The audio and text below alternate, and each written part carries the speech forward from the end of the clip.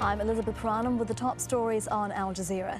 The head of the US Central Intelligence Agency has quit over an extramarital affair. David Petraeus served for nearly 40 years in the US Army and is one of the most celebrated US military commanders of modern times. Peter Mansour is a retired colonel who has worked with Petraeus.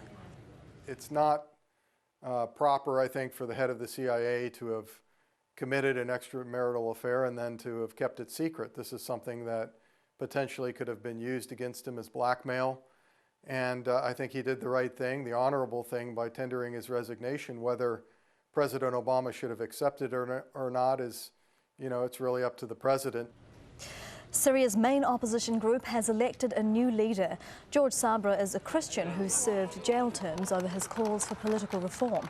The Syrian National Council appointed an 11-member executive committee and elected Sabra as their president at a meeting in Qatar.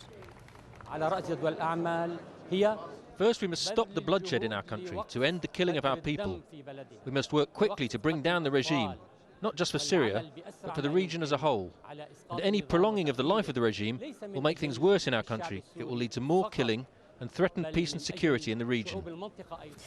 100 different events will take place in 100 countries on Saturday as the United Nations marks Malala Day.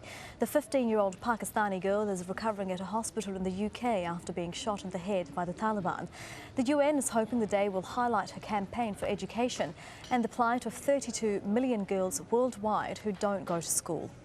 You can find the latest on all those stories and more at aljazeera.com.